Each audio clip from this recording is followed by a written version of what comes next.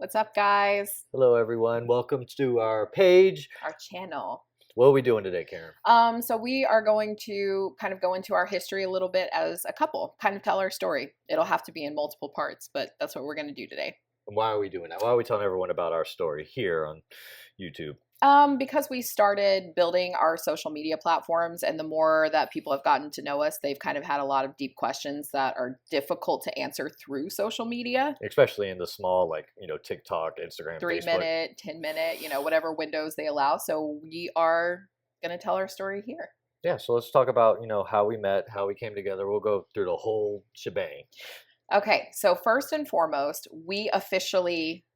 I don't even know if we can say we officially met. We saw each other across the way when we were 9 We years became old. aware of each other's existence. At 9. Yes. Yes. Yes. Where were we? We were at a Kingdom Hall. We used to be Jehovah's Witnesses. Don't worry, we will tell you all of the details about that in due time. But just to kind of catch everybody up to speed, we were Jehovah's Witnesses. We are not anymore. We left a couple years ago. Oh, that's a big part of our story that will be covered. We promise you guys, it's a whole lot. So just bear with us. Hang on. It's going to be great, though. And being one of Jehovah's Witnesses is kind of throughout our entire story of life. So it's important that you guys know that was our background when we first kind of saw each other and when we got to know one another. So we met or saw each other at 9. We had a mutual friend. So I was in public school. Andrew was homeschooled. And I had a friend at school that, come to find out, was my best friend. Was Andrew's best friend. So that's kind of how we first saw each other. I did not necessarily have a particularly fun childhood, but since this is more of our story together, we'll have time to kind of talk about our separate upbringings, if you will. So to fast forward a little bit, the first time that we actually had a conversation with one another was when we were 12. So you appeared, we'll just say it was like coming to our church. I saw you at my church. That's the easiest way. Just so everybody knows, witnesses do not call their place of worship a church. It's called a Kingdom Hall. But for the sake of everybody understanding, we saw each other at church. So when we were 12, that is when, and I think it was, I'm trying to remember the exact. Now, when you saw me at 9, you didn't come speak to me. I didn't come speak to you. No, I was actually embarrassed. I was embarrassed because I was not full blown into the witness thinking at that time. And I was like, oh my God, I can't believe I know a guy at school who also goes to the same Kingdom Hall. This religion is crazy. That was my first thoughts as a 9-year-old. So I was too embarrassed to come up to you. Makes sense. And to go up to our mutual friend. I was and my mutual friend was like, oh my God, I know her. I was like, oh, it's a cute. I was like, there's a cute girl here. I was like, I talked to her, but he was like, a cute girl at 9. Shame on you. Okay. Were you still in the church?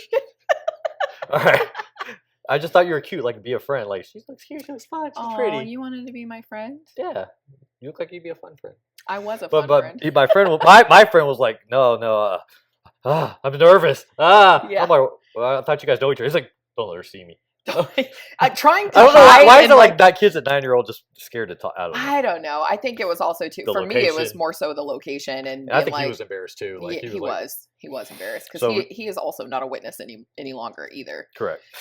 So we did not speak at 9, but we saw each other. Let's move forward. Okay, when did we speak? At 12. Kind of know 12. So I can't remember exactly if it was your mom that had asked my mom to come. I'm almost certain that's how it went because we weren't necessarily included in a lot of things because we weren't super, super active. You weren't there regularly. We weren't. Yeah. So. We didn't go to meetings all the time. Because I'd see you for 3 months at a time. Then you'd be gone for 2 months. And then maybe 4 months. And then you're gone for another 4 months. So again, my family life was not very good at this time. So we moved around a lot. I always looked for you when you showed up. I was like, I don't know if she's going to walk in that door today. Really? Yeah, did you? I really did. I made an impression on you at that young.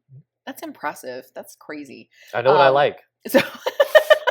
So at 12, I believe it was your mom that asked me to come hang out. There were a few different places that I remember. I remember meeting at the house in your neighborhood. Our friend that we had that also lived in your neighborhood, in her backyard. Remember they had a place set. And remember we were just kind of, and I did not like him. He seemed so kind of self-righteous at the time, which I was not. I was a kid and he seemed kind of like he was better than everybody. So I was like, ugh, no. He thought the same thing about me though. Yeah, I think we were both just thinking the same thing about each other for no apparent reason. But I could see how Well, I can see how I could be taken that way. I you mean, did honestly. act a little cocky. I don't know exactly what it was that I said that. Cocky or confidence? No, it was cocky. 1000%. No. I'm not asking. That wasn't meant to be answered. Oh. I was saying, it was confidence. No, But, it was cockiness. 100%. Okay. Well, 50-50 confidence, cocky. Okay, We'll put it together. Okay. But you had the same thoughts about me from what you told me. I did. But that was just me being rude. But we had just like a handful of moments where we kind of actually associated with one another. The other time was at the skating rink. Well, no, I remember when you shook my hand one time. You're like, the first thing she said to me was, "You have really small hands." like, what am I supposed to think when someone walks up to me? The first thing is, "Your hands." I'm very open. And I also don't like awkward silences. So she's honest too. If anything, she will make sure you know what she thinks, and it doesn't matter if it's good, bad, whatever. But I appreciate everybody needs an honest friend, and I didn't realize I was so brutally honest. I didn't have a ton of association with other people. Boy, how are my hands supposed to be? I don't know. They just were they were so cute and little. Well, they were cute. So it makes me feel great. But yes, that was one of our first interactions. I remember one with braces. Yes. You talked about braces. Well, I was jealous because you got braces. I wanted braces. Yeah, I thought you were making fun of me. No, I was actually jealous. I really, really wanted to have braces, and my parents. But you had pretty teeth. I was like, why do you want braces? Because some of my teeth weren't perfectly straight. Yeah, my mouth was jacked up, y'all. So I needed braces hard. He had headgear. Okay, well, it's not.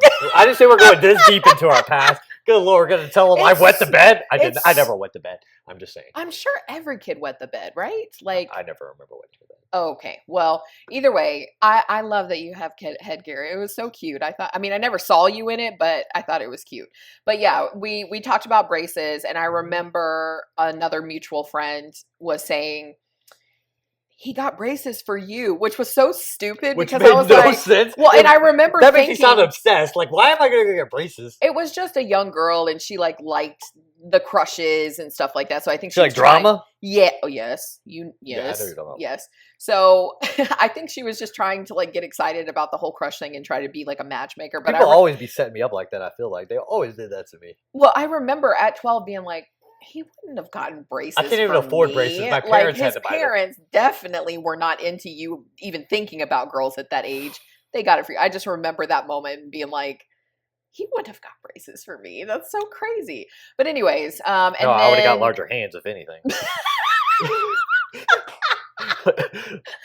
But then I remember one time that I don't remember the reason why you got me a gift, and you exchanged it with me at the hall though. And it was a stuffed animal. You got it for me. I don't remember what the reason was. Do you? Honestly, the particular reason was I just wanted to be nice to you because I knew you didn't think I was nice. Oh, honey, that was really all it was. So I remember at the end of the meeting, again, this was where we met a lot of times because the Kingdom Hall, or the church, if you will, sorry. That's where a lot of our early we met weekly, and my family was a bit unstable, so we wouldn't always show up weekly, but a lot of our interactions did happen at the Kingdom Hall, or the church, sorry. And then we had a few, outside of there, like my friend, like you mentioned, we're going skating, roller skating. I don't think this was the best interaction. Go ahead, tell the story. I know you're dying to. It's my favorite thing is we went roller skating, right? And then we're skating for a little bit, and then she looks at me and she says, "Can you please stop following me?"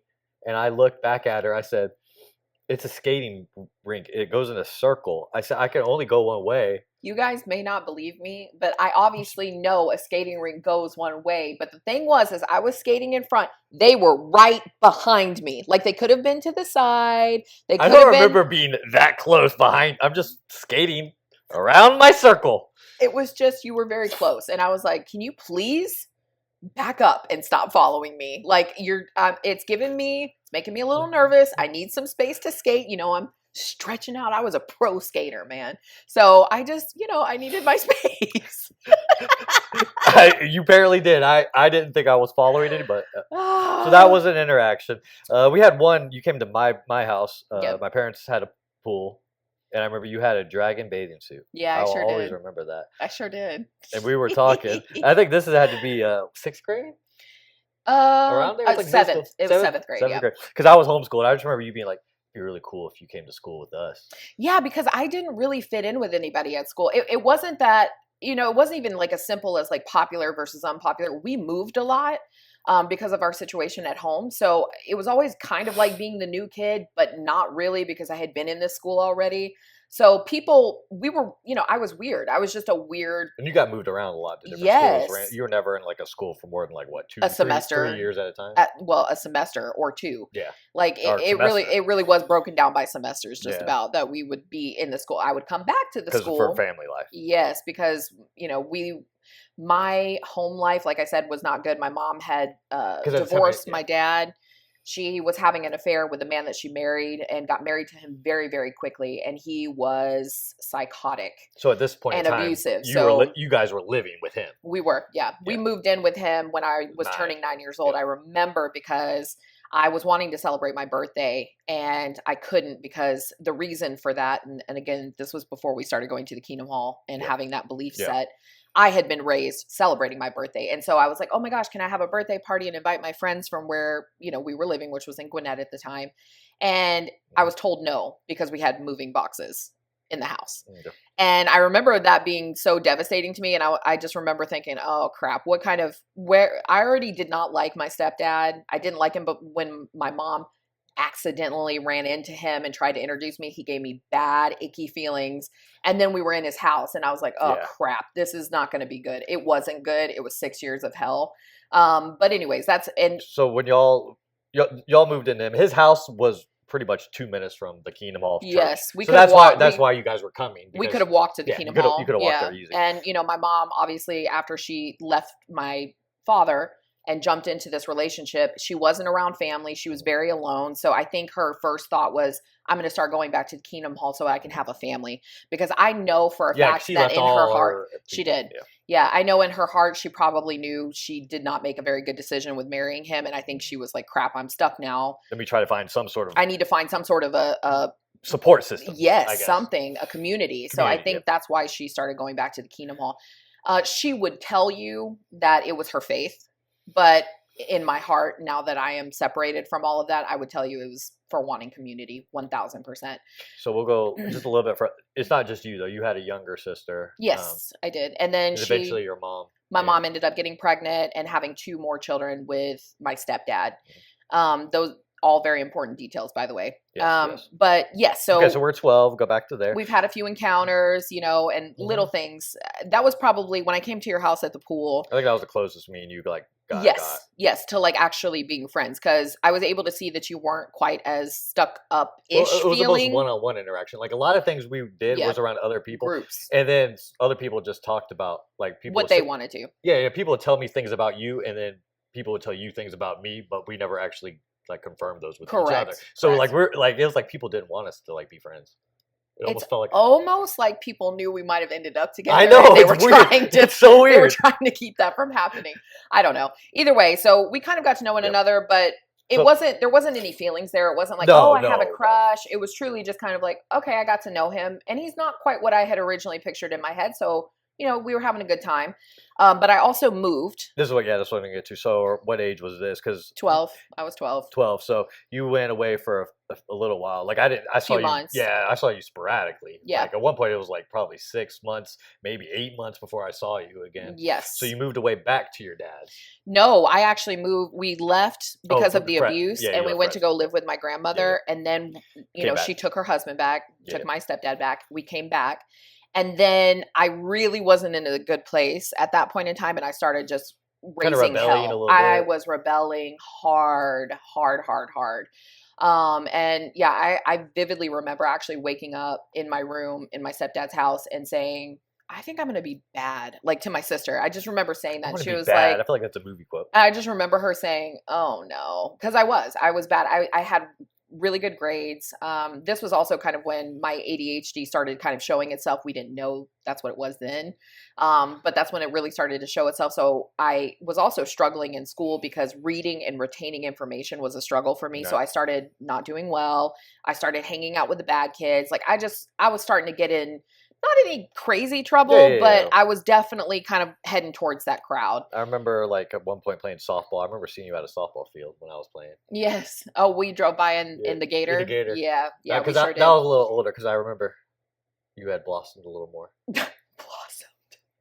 Okay, Even though you blossomed early. I was about to say I was blossomed from that. What a weird word. I don't know. I was developed. I don't know. I was just. You're the same age as me. It's not creepy.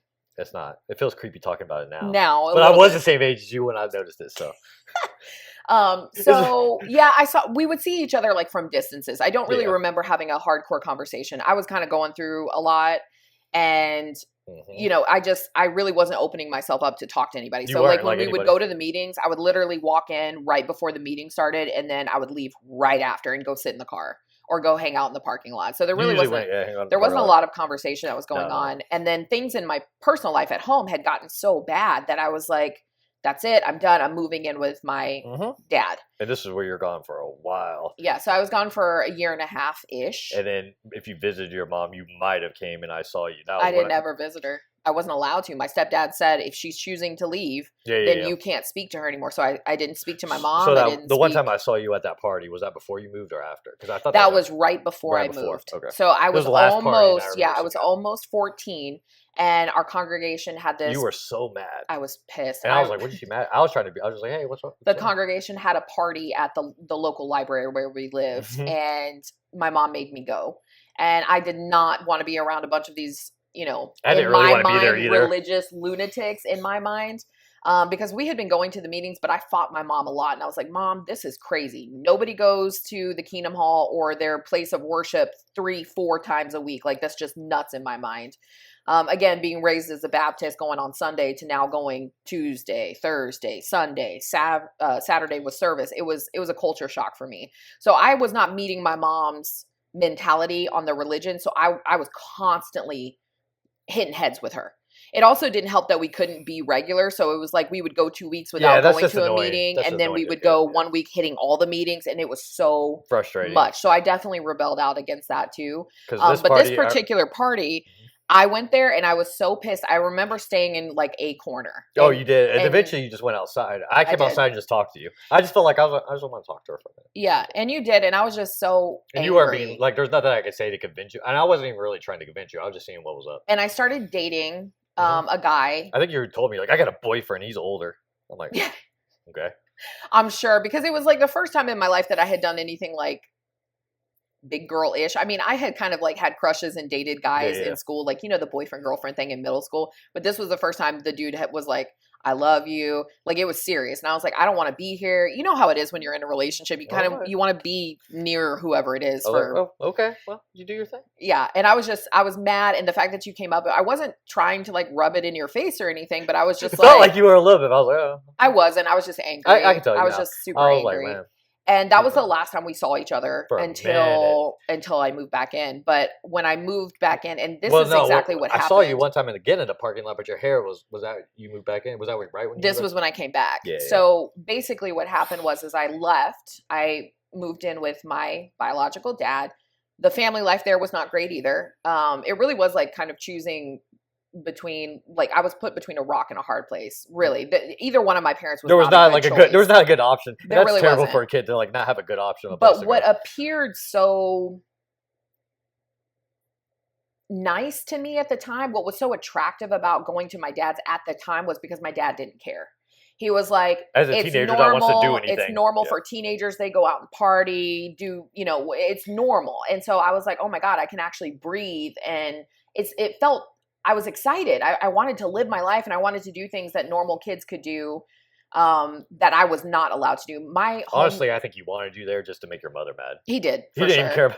I know for sure that's exactly, and child support. He didn't want to have to pay child support either. And I know that now. But at the time, it just seemed so glorious and so pretty. I remember my stepmom, who also had massive beef with me, she was like, we'll let you pierce your belly button. You're going to be able to dye your hair. And I was like, oh my God, I want to do all those things. So I was just ready and willing to move in. And things were so crappy at my home. Just as an example, my stepdad would have very unique ways of punishing me. So like when we first moved in when I was 9, I lost a piece we had an ATV and it had a little trailer that I could hook up to it, and it had a hitch and a pin that you would put through it. Well, I dropped it in the leaves one year and I couldn't find it. I spent over an hour looking for it. A little pin, right? A little pin. It's nothing. It's nothing. You can a get little a replacement pin. Yeah, you can replace a pen for like less than, 30 cents. Yeah. But I had to write 100 sentences that I will not drop the pen. I will not drop the pen. Well, as I got older and I was becoming more and more rebellious, my punishments would get harsher. And he tried to take away my razor. He would take away my deodorant. I didn't really have any like fashion forward clothing. I had hand-me-downs my whole life, which wasn't a big deal. But my clothes weren't anything. Like I wore his old army pants, what did he go for? He was actually, my stepdad, he was in the military, but he got discharged for not being well. But we didn't find this out until after he passed away. Yeah. But all of his old military clothing, like I wore those. That's what he gave me. And I would just wear like a wife beater and a hoodie and his pants. That was all my wardrobe consisted Camo and a wife beater. Yes. Tended to be her. That's like what I wore. So he didn't really take my clothes away, but he would take away like shampoo, conditioner, razors, deodorant, makeup. He would take those things away. Now, of course, as a kid, I was like, whatever, you can take whatever you want from me. I'll just get it at school. I'll have a friend bring me something. And that's what I did for most of it. But he would have punishments that would really mess with your mind. So while that's going on, obviously my dad telling me that I can go party and have fun and friends and all these things was so appealing to me. So I moved in with my dad, and within a month, I had already gotten blackout drunk. I started smoking cigarettes. I lost my virginity. I started just going downhill very, very quickly after moving in with him. Very quickly. And you went in everything. I did. Oh, I went in. I went in hard. And it was a rough life. I went from a home where my mom would she would make meals. Yeah. And granted, it was not an easy home. Farmish kind of thing. You had animals. You had horses. We had a lot of horses. We had a dog. We didn't have any goats or chickens or anything like that. But horses will keep you more than busy. But it was a very busy life. Like there wasn't really a lot of downtime. There wasn't time for me to do anything. I couldn't really go out and hang out with friends. So moving in with my dad, I jumped in with both feet and got into a lot of trouble. And that lasted for about 1.5 years. What actually made my mother call me was that there was a rumor that I was pregnant. And that rumor obviously got to my dad, which got to my mom. They were going to put me in military school. And my mom told my stepdad. And she was like, hey, Karen's in trouble. Well, my stepdad says, you call her and tell her we're picking her up. And I was shocked by that because my stepdad said that once I left, I was not going to come back. But really all it was that I think he just wanted to have control over me. Yeah. And I think that's control over your mom, having her kid there. I think it was just more control over your mom, the whole family. For sure. He was psychotic. Yeah, he was psychotic. A narcissist. But you did come back. I did come back. I saw you at the Kingdom Hall once again. I came back to the Kingdom Hall like the very first weekend I was back. I came back to the Kingdom Hall. And I went outside again. I was just always trying to talk to you and just because I wasn't comfortable. I came in late and then I left. You comfortable. You did. Well, but I'm saying the Kingdom Hall. I wasn't comfortable there. I felt like I stuck out like a sore thumb. I felt like everybody could tell I had been smoking. I felt like everybody could tell that I had sex. Like I felt like I stuck out. So as soon as the meeting was over, I would go outside. Yeah. And that's where I stayed until my mom came in. My mom was always chatty. She would talk to everybody for 18 hours. She did. She went out. Not that long, but it would be like 45 minutes to an hour after the meeting ended. But I always went out there and I talked to you. And so he came outside and he talked to me. And I didn't realize how worried you were about my appearance at the time. But it had gotten so bad in my house with my dad. My stepmom really, really hated me. She hated me because while my dad was dating her, he was also kind of playing the field and dating somebody else. And I got icky vibes from my stepmom, the one that he actually ended up marrying. And the girl that he was dating, on the side, I liked her better. Now, of course, when I was 9, I didn't know he was playing the field. I didn't realize this. I just thought it was things adults do. So she just mean to you because you were a 9-year-old that liked someone. I liked the other woman, and I told Dad, I said, hey, I wrote him a letter because I left to go back to my mom's. I said, hey, Dad, we love XYZ, that her name, please dump Oh, yeah. XYZ. And she found that letter that a 9-year-old wrote to her dad. And then she hated me ever since. So That's even crazy. even when I was 12 and she was like, oh yeah, we'll let you do all this She was stuff. just- She was just flashing bait to get me to move in the house. She was also psychotic, by the way. Because you didn't, she was very, very thin. Well, I wasn't when I moved in with my dad. I was No, when you came back here. Yes. You were very, this is So- when I saw you at the Kingdom Hall / church, whatever you want to call it. This is when you moved back in with your mom and Fred, Yes. your stepdad. They basically were starving me. So my dad thought that I was using any school money and giving it to people or using it for cigarettes, which I didn't. Because you got them for free. I got them for free. People gave me cigarettes all the time. And then it wasn't even really my dad. It was more my stepmom who started putting locks on the cabinets. She would have like these,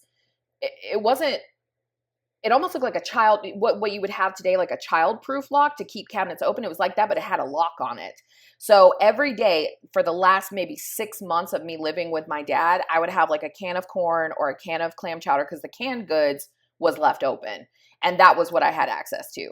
And so I had dropped a lot of weight. I was losing hair. I was like 105 pounds. I was as tall as I am now, if you can imagine. So I'm 5'7". I weighed 105 pounds. My hair was falling out. I was starved.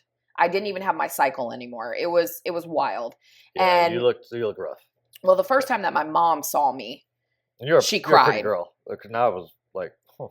You were worried for like my health. I was think. like, whoa, what happened? And I told you something about how I had been Yeah. smoking or whatever, and you're I like, think I just that's probably not good. I wasn't like trying to be. I was just like, you could be better. I know you're better. And I was like, yeah, no, I'm not. I'm going to keep doing it. I And know. then that was like our last little conversation Yeah. that we had. But that summer, so I moved back in with my mom and my stepdad. And that summer, my stepdad had even more of a mental break. His mother passed away. And when that happened, something in him just snapped. He was already a very evil, manipulative person, but when that happened, everything was heightened to like 100. So we lived in this itty bitty house. There was it two was bedrooms. A puny house. 2 bedrooms. We had 6 people, a large dog. After I moved back in with my dad, I didn't have a room anymore because my younger siblings had taken that room. So at this point, which your was siblings, fine. you have your youngest sister who is what, a year and a half Well, younger than Greg you? came I mean, not first. youngest. Your full sister. Oh, Rachel. Yeah, So yeah, I have a younger sibling who's 22 months younger than me. We have the same mom and same dad. When my mom got divorced and married my stepdad, she had 2 more children. My brother was born, I was 10 years older than him. And I was almost 13, right at 13 years older than my sister, Anna. And So by this time, your brother was what, 4? was when I moved back in. Yeah. Yep. His birthday's in December. So Yeah. he had just turned, let's see. No, he would have been turning 6 before sorry, I'm trying to make sure that I get my timeline right. He was 5. 5. Okay. He was 5 because that's when he passed away too. Okay. Yeah, But he had just turned yeah, okay. 5. 5. Yeah. Okay. So, And Anna was 1? 2. 2. Because her birthday's in December as 2. well. Okay. They're 3 years apart from them, between them, I should say. So anyways, things were escalating in our house. His mom, my stepdad's mother, passed away, and he asked me to go to the funeral, but not my mom, which I found to be very, very odd. But that was probably the most real version of my stepdad that I ever got, and I never saw that person again. I had never known him, and then I never saw him again. But I do believe in my heart that was probably the most real version of him that I had ever gotten. And so I just made it up in my mind that I was like, okay, for there to be peace in this house, I need to do everything this man says. And so I did it. He had me up. He was training me with tennis. He was a tennis coach. Mm-hmm. Had me training with tennis. I would go to the gym, work with him in the gym. Then I would work the horses. Yeah. I would do anything he had me do, I did it. Pretty much you had disappeared into that. Oh yeah, I had molded into whatever I was molded into whatever he wanted, and I allowed it to happen and it did. You cut your hair. It kept the peace for the most part. I cut my hair off, completely off. And, I was able to do that for maybe a month. And then he started showing signs of like, it was never going to be good enough. No matter how much I molded into the person he wanted me to be, it was never going to be enough for him. So I remember one day I was out pulling a tree back. So a tree limb had grown into our driveway, And he had complained about it. He was like, man, I'm so sick of this tree. I'm so sick of this tree. And I was like, you know what? I'm going to go out there and I'm going to pull this tree limb back for him. And maybe he'll be, maybe he'll be happy. And I put a rope around it and I pulled it back and I kept pulling. It was almost completely out of the driveway. And then it just snapped. And I was like, oh, okay. I was like, that's not that big of a deal. At least it's out of the way. Oh, man. I got my ass tore up over that. And he was like, you don't just go around breaking tree limbs. And I was like, I'm sorry. I thought you would have been okay with it. And I should have known better because that's exactly how he was. He would complain about stuff. And if you tried to fix it, it was never done right. Yeah. There was only his way of doing things. And that was it. And so that was the first time that I was like, it's never going to be enough for him. And then he was telling me, you need to start getting a job because I was getting close to turning 16. My birthday's in July, summertime. And he was like, so I've scheduled you an interview with a couple of people that he knew. And he was like, so here's how it'll go. You're going to go to work for them. And then your paychecks are going to be given to me. That was the final straw for me. And I was like, absolutely not. I said, if I'm working, it's my paycheck. And I said, he was like, well, if I'm getting you a Jeep, which I never asked for. And I said, well, I didn't ask for a Jeep. This isn't what I want. I want my money. I would rather have my money and me buy my own car than you give me a car and me. Yeah. Or he's controlling you for everything. Correct. Yeah, you don't want. So those were the things that he's not your dad. Exactly. Those started cracking in our relationship. And like I said, it only lasted for about 4 weeks that I tried to do everything he told me. It was exhausting. It really was. And, once those things kind of started to crack, I noticed his mentality was even more unstable than it ever had been in the past. And we're working with a narcissistic alcoholic. He would go in and out of sobriety within those 6 years. And I could tell things just were not good. So like one night before my family finally left, because remember, my mom had left numerous times up until this time. And one night I was sitting there, I was reading my brother a book before he went to bed. And I had kind of, how you're like in that sleep mode, but you're not quite exactly asleep, but you're still aware like it's of kind things. of like dream, like half awake. Yeah, it's kind of like you're not aware of everything, but you're. Yes. Things could still like wake you up and startle you. Yes. Yeah. So I had done that and Greg was laying on my arm and, the book was in my hand. And I had just kind of drifted off a little bit, but I could feel. You could hear, feel somebody things around watching me. Yeah. And I kind of jolted awake and Fred all I saw was his silhouette in my doorway. And I was like, hey, is everything all right? He was just staring at me and he didn't say anything. And I said, at that point in time, I'm starting to get a little nervous because his fists were balled inside the doorway. And he was a big guy. He was 6'2" or 6'3", 250, 260 pounds. He liked to lift a lot of weight. So he was a very sturdy guy. And he was just standing there, not quite like super defensive, but his hands were in a fist and he filled up the whole doorway. So I asked him again after about maybe 20 seconds had passed. I said, hey, Fred, is everything all right? He didn't say anything for another 20. And I start kind of rustling, trying to get Greg off of my arm. And he just slowly turns around and walks away. And after that event, I remember thinking, we're in danger in this house. Like me and my siblings and my mom, we are in danger. He was very abusive with my mother physically. Yeah, you see. We only got the verbal abuse from him. Not that that's necessarily any better or worse or anything. It was all bad. He was running all gambits of abuse, but just on different people. On my mother, he was physically abusive and mentally.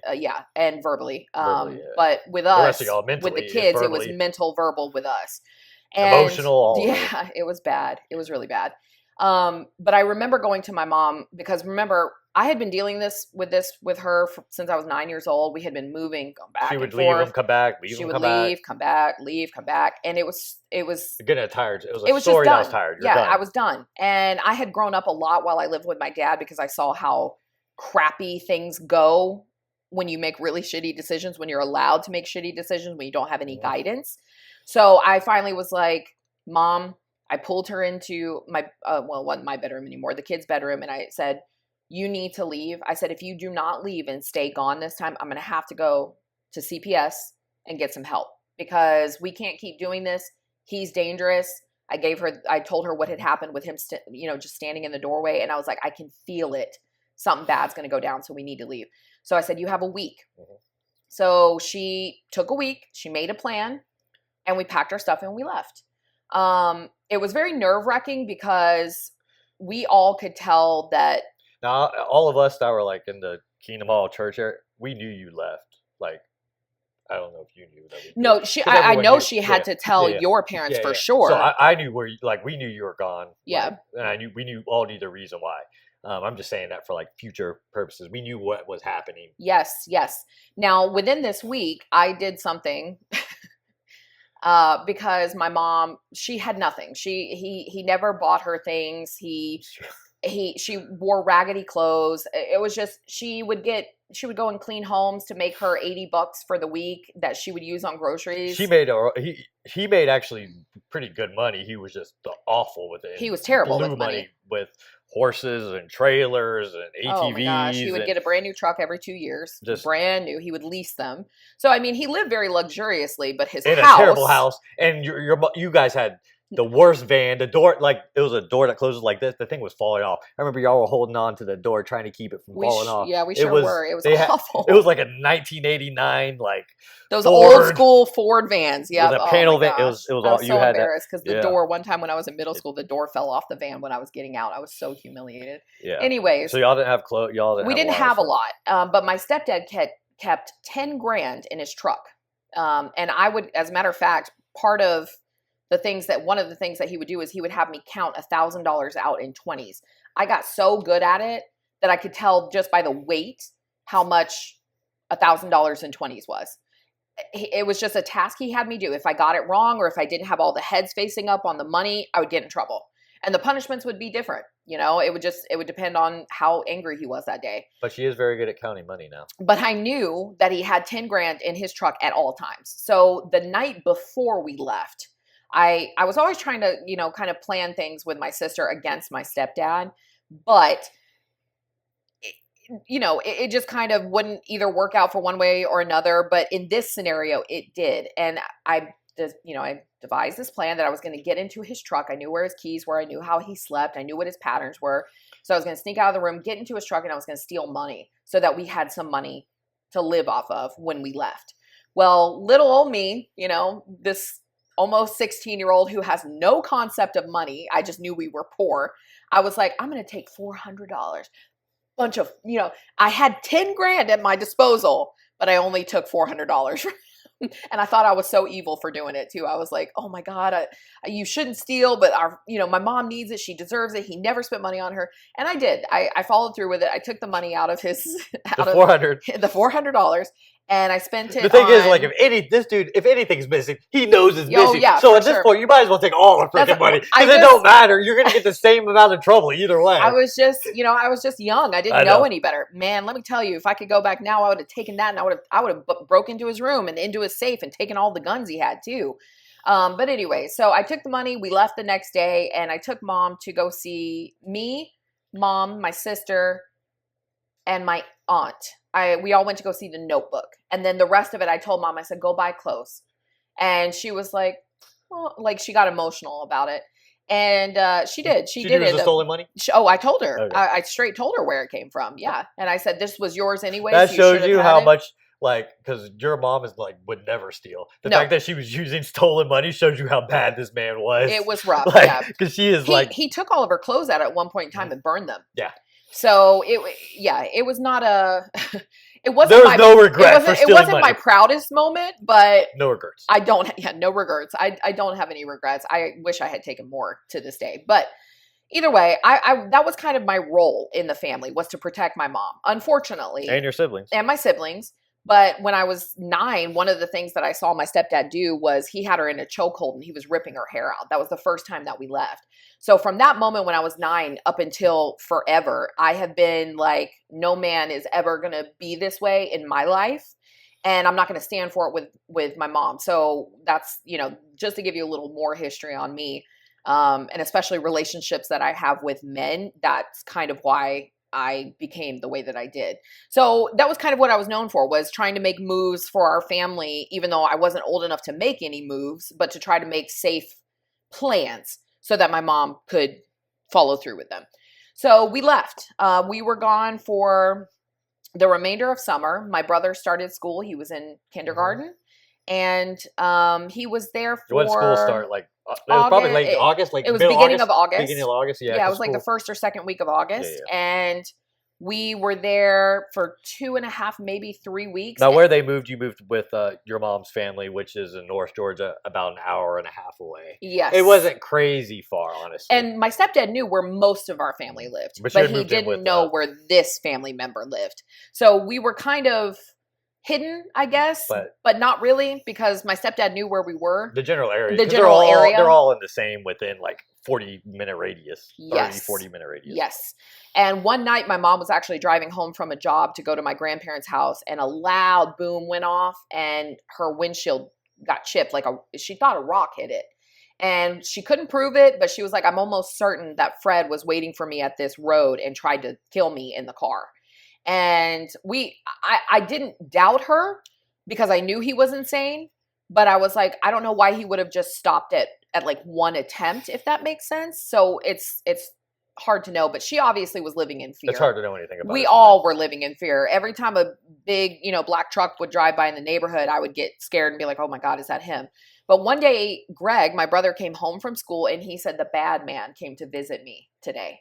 Which is crazy. And my heart sank because I knew who he was talking about, but I was like, surely he's not talking about his dad. Because one thing I will say about my mom, because me and my mother do not have a relationship at this part of my life.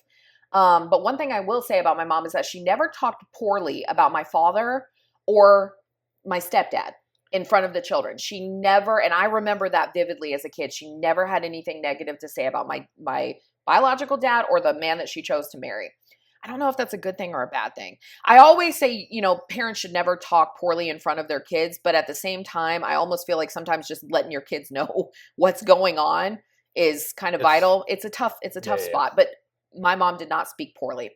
Anyway, so that's why when he said the bad man, I was like, who is he talking about? I had never heard him refer to his dad as the bad man before. Because that's his actual dad. Yes. And so I was like, well, what do you mean? I got down on his level and I said, Greg, who are you talking about? And he says, Fred. And I said, your dad, Fred, came to visit you at school? And he said, yes, he did. And I said, well, what did he do? And he said, he just sat down and ate lunch with him. And I was like, okay, well, I called my mom immediately and I said, Fred knows where Greg goes to school. Interesting story. I also found out how my stepdad found where my brother was going to school and where we lived at my brother's funeral, not to get too ahead of myself. So I called my mom immediately and I said, we have to go. We have to go hide somewhere because Fred knows where we are now. And I can just imagine he's furious and he wants to get his hands on us, my mom, Greg, his daughter, Anna, me. In my head, I'm just thinking all these things. So my mom came straight home from her job. We packed up and we went to go stay with friends who were also in the same religion as us. That's how we had kind of a network of people. And we went to go stay in their house for that weekend. That was the last, yes, yeah. That was the last weekend that we had with Greg. And of course, obviously we didn't know it. So when we went back to where we were staying, I told my mom, I said, Mom, I don't think he needs to be in school. I think you need to pull him out. Your mom made the school aware that he was not supposed to be, the father was not supposed to be picking him up, or if he was trying to pick him up, the school needed to call her before he was let go. He was on a do not pick up list. Yes. And we got a call from the school. They called my mom and they said, Greg's been picked up. And my mom was like, by who? And they said, his dad. And my mom immediately began to panic. We all were panicking and we were like, you can't let that happen. The reason why it was allowed was because they were not technically divorced yet. There was nothing trail. legal. Yeah, she had a paper trail. A protective order, She had not filed a restraining order as of yet because she had a restraining order with him one of the first times that she left. And she was like, it does no good.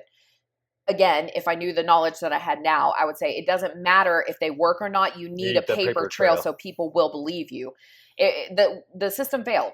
That's what it was. So anyways, now Greg was in Fred's control and we were left with trying to figure out how to go and get him. So of course, me, this crazy, wild, no, I was 16 now because we're in the month of August. I said, let's just go get him. I said, Mom, let's go get him. She was like, well, I don't want to go because I don't think we'll be safe. And I said, who cares if we're safe? We have to get Greg. He can't be there. So what I started doing was I started calling all of the really crappy people that I used to know when I lived with my father And I said, hey, if you will come up and get me, I will pay you however you wish if you just take me to get my brother. And every single one of them swore that they were coming. They all said, yep, we'll come and get you. We're going to ride out at like 3:00 in the morning so that he won't expect us, whatever. No, none of them showed up. Not a single friend that I had called showed up to actually help me. Well, now the weekend has kind of been starting to come to a close, and my mom came and told me, she says, Fred wants us to meet him at a gas station, between our distance. And so I said, okay, let's go. And she didn't want to go by herself. None of our family. At this point, has she spoken to the cops? Oh yeah, she called the cops immediately. The police didn't do anything. And the police were the ones who told her why the school was allowed to give them, because she called the police where we live, but then she called the police. I'm not even sure that's still accurate. But your I mom could have sued the school and could have won, but it's didn't. Either here or there. It was a small school. There would have been nothing to it, but yeah, I don't know if all that's accurate. Man, if something, whatever. Anyways, the police weren't doing anything. They sure weren't, because he was friends with the police, especially he was well known in the community as a good person. He was very much one that put on that type of mask. Nobody knew what we were going through. Everyone thought he was a great person, and we didn't say anything. I didn't say anything. Exactly. Well, she told the people in the congregation right before we left. Though. Yeah. Well, and she told your dad. Yeah. She told because your dad was an elder. Yeah. And she would go and have meetings with the elders to let them know about the situation. That's just part of how the religion works. So they were aware of the situation, but they were very hands off. Well, they're not going to do anything. There's not anything that could be done from a complete stranger. You know what I mean? So anyways. But I was never aware that he was taken until after everything had transpired. Yeah. But you guys were definitely aware of our situation, and you were aware that he wasn't a good guy. But anybody else. So what I mean when I say everybody is, I mean the people that he trained, the community that he was a part of. Nobody knew how rough it was. And I always question that a little bit, because now as adults, if my husband is very involved in the community, I would always wonder, isn't it weird that his wife, like my mom didn't have any friends. She drove a beat up truck. As a matter of fact, somebody did call him out on that, and they were like, your wife's van, you have this brand new truck. So what did he do? He went and bought her a car. Yeah. He went and bought her a brand new Ford Expedition, I think was what it was. Oh yeah. But it actually, when people called it out, he would try to make it look pretty on the outside. That's how my mom got a new car. Everything was about his ego there. It was about his appearance. His appearance to other people. Except for the people that were actually supposed to be close to him. Yes. So my mom called the police as soon as the school called. But we called the police in the district where we were going, where my brother went to school, where we lived currently with my family. Do anything anyways. Which was Rome, or Calhoun, Georgia. And then she called the police locally, Conyers, Georgia. In Conyers, Georgia, which is where my stepdad was living. Now, the Conyers, Georgia police said there's nothing that they could do. The police in our county in Calhoun said, well, if there's not a legal divorce, you don't have rights to say that the dad can't come. And she explained the whole process. She said, this man is dangerous. And they said, without a legal divorce, there's nothing we could do. So then my mom was kind of reeling. She was like, well, how can I get in touch with him? Fred wasn't, picking up the phone. He wasn't answering anything that she was trying to communicate with him. So he finally decided, I'm going to answer the phone. And he says, I want you to meet me and I'll give you Greg back, but you have to meet me. So I got in the car with my mom. We headed down to this gas station. It's a very popular one. It's where a lot of people go, divorced parents, to hand over kids. I've been going there since I was a kid, like 10. Yeah. And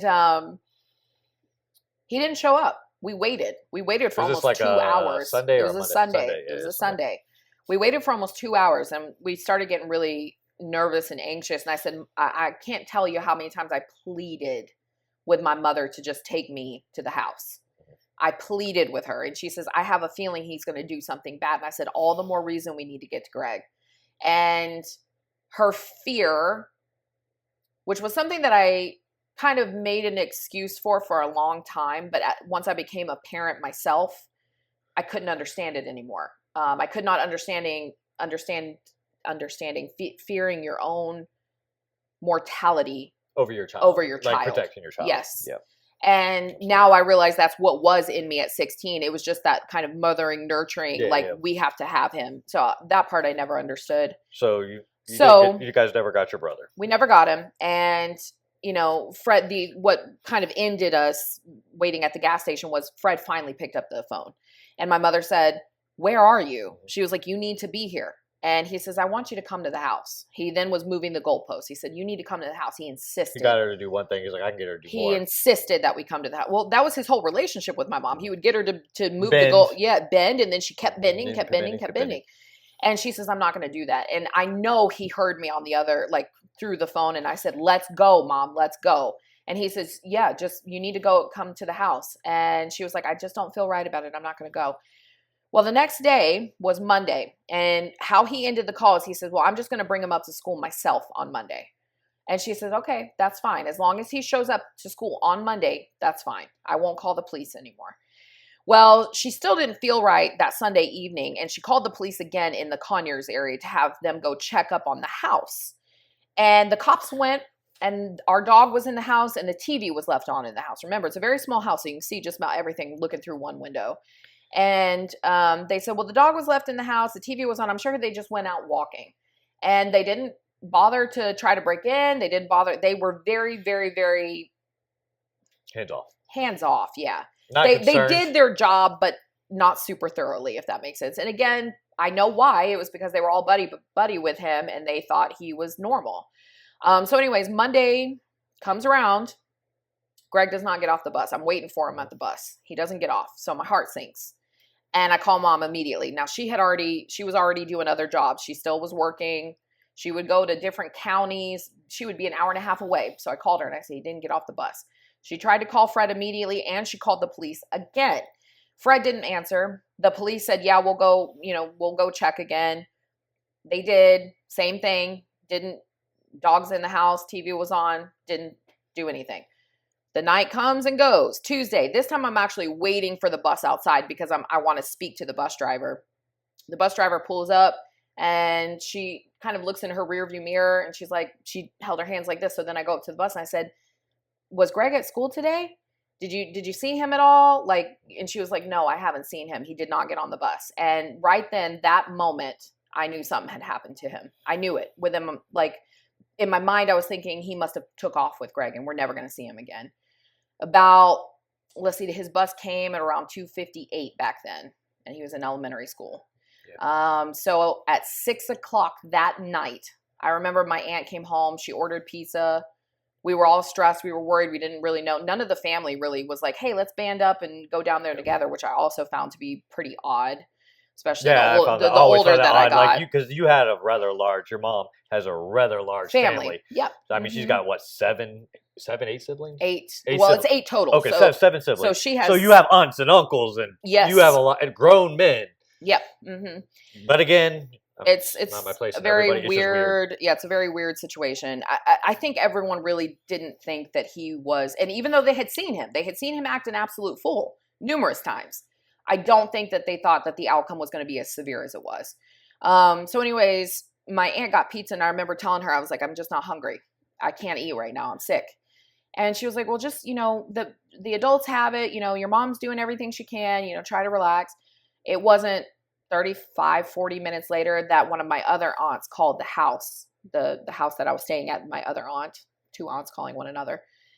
And I just remember the phone call, and my aunt that was with me, her demeanor, face, everything, she just turned white, like a ghost. And I immediately knew, but she just handed the phone to me, and my other aunt, who was on the other line, told me, she said, "Karen, I have bad news.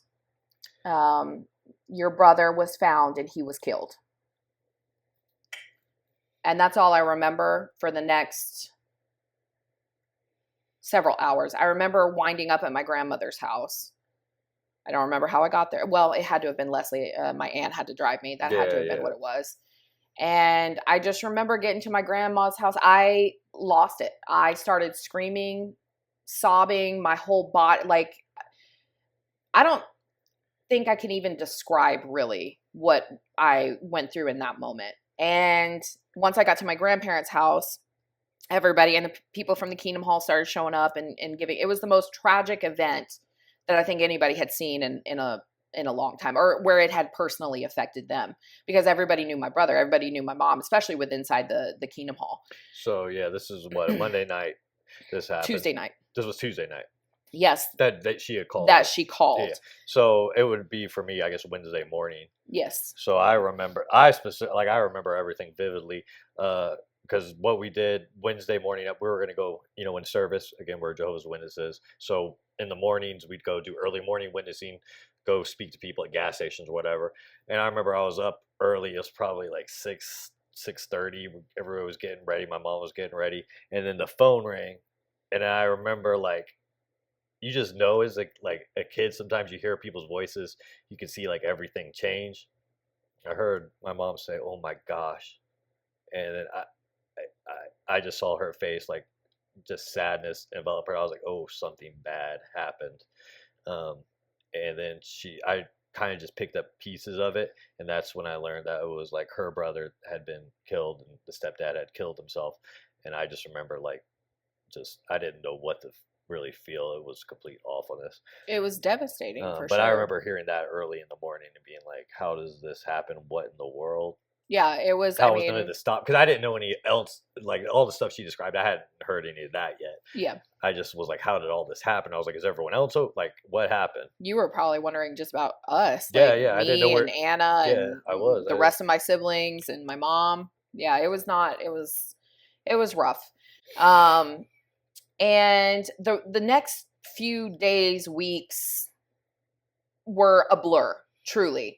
But that event is what led to us staying with Andrew. So that's what led to us. Our So basically, meeting. This is not our meeting, but this is our origin story. Yes, if you will. So after all of that happened, my mom realized that she wasn't going to be able to stay outside of the county anymore because there was so much left for her to handle. Now, mind you, my stepdad was very savvy with money. Savvy in a not so good way. He was very smart. So my mom had fairly decent credit, not a lot, but she knew how to penny pinch. She was phenomenal at making a penny last. Your mom was frugal, is all. Very frugal. She had good credit, and so he would have her co-sign. So you would think, if someone has a lot of debt, but she was on all the debt they had, and it was over like $200,000 of debt that he left. Yeah. So she was like, "I'm going to have to pay all this off." You guys had horses, you had trailers, you had all this. We first had to go and just start selling big ticket items off as quickly as we could to try to just get through this process. I mean, when you have a travesty loss like this, you don't know which way is up. So you just try to make anything that you need to do, you just try to make a step. And so she was like, "We're not going to be able to stay here. We need to go back to Conyers." But we did not want to stay in the same house where the tragedy happened. The evil part, and I think this is important because this will have a lot to do with future stories. Yeah. The worst part is that we aren't really sure what day Fred decided to take himself and my brother out, because he had closed himself in the one bedroom that was technically an addition. It was a 2-bedroom house, but he added this room on to be the master bedroom before he met us. But he could close it off, and he had his own AC conditioning unit inside that bedroom. The rest of the house didn't have AC until like the last 2 years. We just lived with a ceiling fan that brought a breeze through. So what he had done is he committed the act in the master bedroom, and he had turned the AC unit to its lowest capacity, and the room was quite chilly. So, I mean, when the first responders found him, they said they couldn't tell us exactly what day this had taken place. He had, not to be too... But, I mean, I think you should just tell what happened. Like, at first you thought he was smothered. Yeah. That's what I saw from the news. Yeah, the news was reporting, because this went, like, as soon as it happened, this was all on the local news, because it was a big story. Because he was someone in the community people knew, so it spread. Well, and to be honest, I really didn't even think of the details like that until I saw the news. Yeah. I just knew that my brother was gone. I couldn't think about the details at that moment. My brain, there was no way. But that's not actually what happened. And when I first saw the news, they had reported that my stepdad had smothered him to death. Now, I had a huge issue with, I have an issue with all of it, obviously, but the thought of my brother struggling to breathe broke me again in a worse way. Mm-hmm. I later found out that he was shot in his chest. And he had given him like NyQuil or something, apparently, right? Yeah. Too. Yeah. And then But so killed your brother. Then he killed himself. They were in this room. it was It was cold, and I don't want to use the word preserving. It sounds so yeah, yeah. gross, but that is the term that they use. It somewhat preserved their bodies because it wasn't hot in there. And it was never the police that found them. It wasn't the police that found them. Was so, and I'm sorry, I did leave that detail out. That was a big one. Yeah. The Tuesday, when I called my mom to tell my mother that Greg did not get off the bus, she immediately, instead of going to the police, she immediately started calling some of Fred's friends and some of his closest friends. And she said, listen, this is what's going on. I need you to see if you can get into the house. So it wasn't even police who discovered them. It was one of Fred's closest friends who broke into the house and saw what happened. So he was traumatized for sure. So then he called 911. The first responders came. So we didn't get any details on how anything happened until the news reporters released on the TV that he was smothered to death, which was not accurate. He was in fact shot in the chest, and then Fred also used the same gun to take himself out. And of course, obviously, because when my mother was talking about going back down to this area, she says, I don't want to stay in the house. None of us wanted to stay in the house in which it happened. However, our dog, our German Shepherd, was also in the house when the tragedy occurred. And our Shepherd was so in tune with the kids. We had such a good relationship with our dog, Buddy. And Buddy kind of looked out for Greg and looked out for Anna. Buddy even got sick after this happened. He got very, very ill. And we couldn't keep him for the first few weeks after this happened because we were not in a secure home at all. We were staying from family to family. You guys were moving. You guys didn't have any because nobody wanted to leave my mom alone. The first night after Greg had passed, we were actually staying in her aunt's house. It was my great aunt, my grandfather's sister. Yeah. And I remember holding my mom's hand that night, and she cried the entire night. And she said, please don't make the same mistakes that I have. Please. She just repeated it over and over and over and over. And even though I had been crying constantly, this was the one time that I stopped crying because I was just trying to be there for her. I knew as much pain as I was feeling, she was likely feeling even more because she carried Greg, you know? And so I just held her hand and I said, I know, Mom, I know, it's okay. I love you. I just kept repeating the same things to me that she was repeating to me. I was repeating the same things to her. And after all that was when she said, we're going to have to move back down. And that's when Well, yeah, that's when y'all were trying to figure out what to do. Because again, all your mom's family, everywhere that you guys had over there was like an hour and a half, 2 hours away with like traffic. Yeah. So it wasn't like a viable place to get everything out of this house, work on it. But they couldn't live in that house, obviously. So they were looking for a place. And that comes, I guess, towards the funeral is when I knew they started discussing things. Correct. And that's actually the next time I really saw you. Was at Greg's funeral, and which was up where your mom's family was again. Yes, which was in like the Adairsville, Rome, Calhoun area. I was so nervous that day. And were you? Yeah. I was just. I remember my friend. It wasn't Matt Lee with me that day. It was Chris. Chris was with me. Yeah. Chris was with me, and I was. There were 450 people. We had to rent out a school to host his funeral because there were so many people in attendance. And one of the things that I remember hearing is we just never thought he would be capable of something. We just never thought he would be capable of doing something so evil. We just never knew. We never knew. And that's always stuck with me, which is why now I'm a pretty big advocate for if you see something, say something. You know, you might be wrong, but it's better to be wrong than to let something like that happen. Go by. It's better, it's better just to. At the funeral is where I found out that my biological father was the one who told my stepdad. Now, mind you, my biological father and my stepdad hated each other because my mom had an affair with my dad with Fred. So they hated with my stepdad. They hated one another. Well, this last time, apparently, I guess they both just wanted my mom to suffer, so they linked together. They had a brunch. And now, mind you, my father and my stepdad actually went to high school together. And that's crazy. I think they were like, what, a year? They were a year apart, yeah. And my father knew that my stepdad was no good even back then. Of course, that's not saying much because my father wasn't necessarily much good either. He's not a murderer, but that's about as much as we can say, I guess. He's not a murderer. He's not a murderer. Yeah, that's true. But they met for lunch, and he asked my dad, do you know where they're staying? And my dad said, well, no, but I can find out. And the way that we know now how he found out, he called my grandmother. My grandmother has a lot of guilt because she didn't think that he was calling to kind of get intel on us. She thought he was calling in regards to my other sister who was currently living with him at that time. The one that is my full sister, same mom, same dad. She was living with him while I had moved back in with my mother. And he called and said, hey, I need to have Rena, my mother's address, to send her work for school for our daughter or whatever. Yes. And so that's how my grandmother gave him the address. She didn't think anything of it. And then when this happened, she had a massive guilt issue. She got very depressed about it because she felt guilty. And I was like, he was going to find it one way or another, Grandma. Like there wasn't really anything that she could have done differently. And you found this out at your brother's funeral. I found this out at my brother's funeral. He came to tell you to be just a hurtful person, which was awful. He came up to me at the funeral and he said, I saw it from far away too. I was watching, because I watched things. That's all I was doing. Because I'm not very comfortable with these type of things. It's not that I'm not comfortable. I just don't. Well, I remember what you said. You said, I just don't know what to say. And that's the thing, because there is nothing when something like that happens, there's nothing you could do. And the most important thing is just to try to be there. I was still trying to figure that out. But you did good, I just wanted to be there. You did good, baby. And my dad came up to me and he tried to make small talk and he was like, so how's it going? And I was like, okay. I saw this. And then he flipped and he said, if you cared so much about your brother, why didn't you go down there and get him?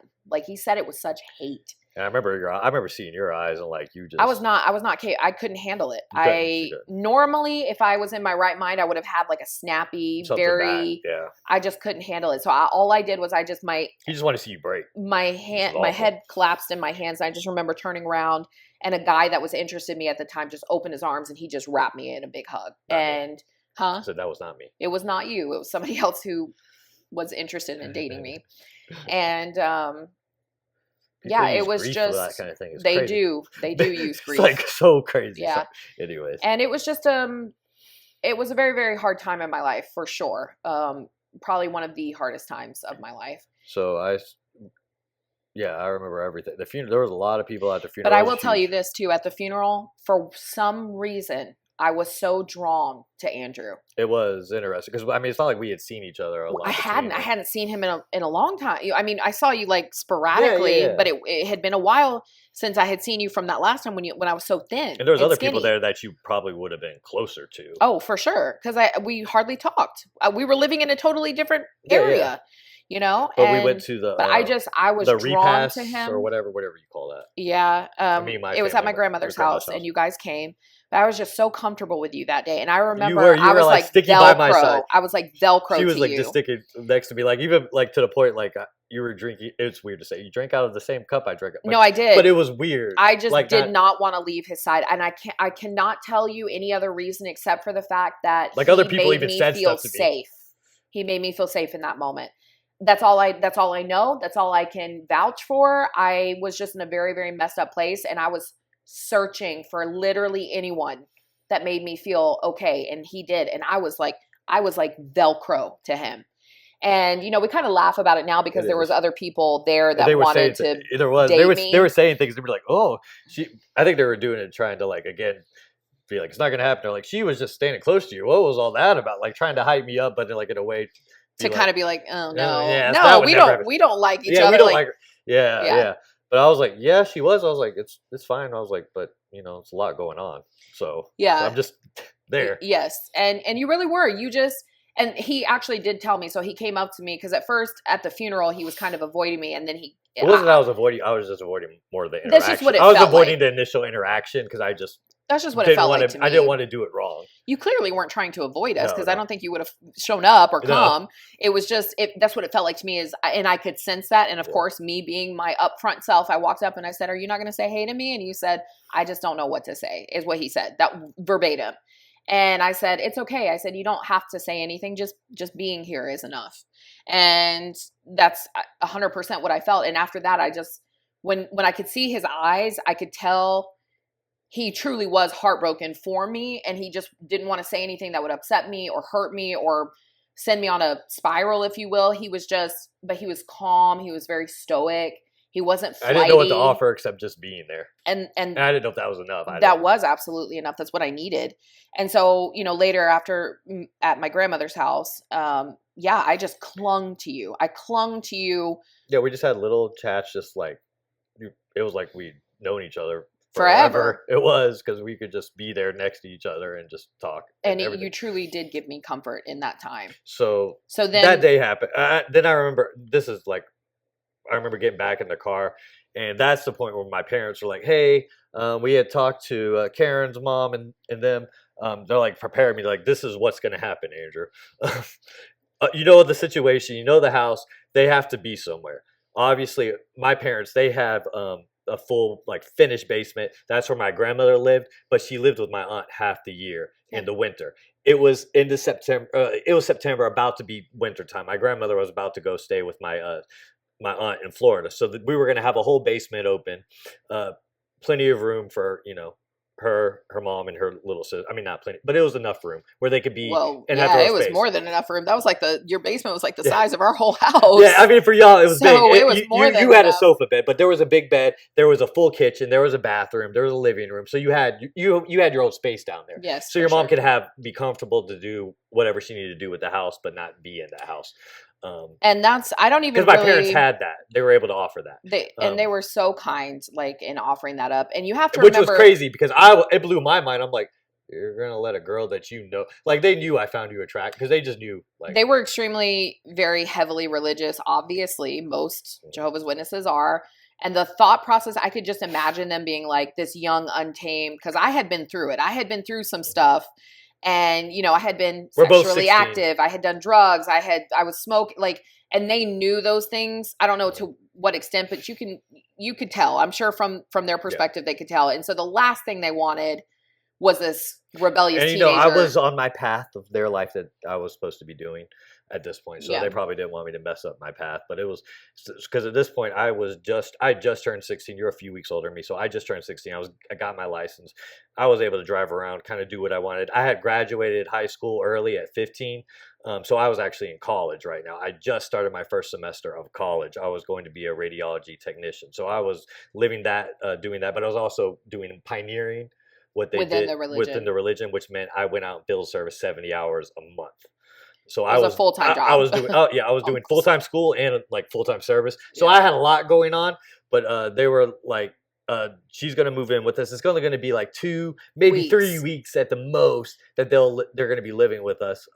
It was not 2 to 3 weeks. It ended up being 9 months. Yeah. It ended up being 9 months. Yeah. So they said she's gonna come, live with us. And so you're aware. And they weren't like too crazy, but like, just so you know, I was like, oh, cool. All my friends are like, ooh, you're gonna, and I'm like, okay. It's like, now's not the time. I know. I was trying to think. I'm like, that's not what I'm thinking. I'm like, okay, cool. And I don't even remember when it never honestly hit my mind to think of you. Like, it was just not the time in my mind. I never felt like I was attracted to you, but I was also attracted to you as like a person. Like I liked you as a person. Like, I was always drawn to you in that way.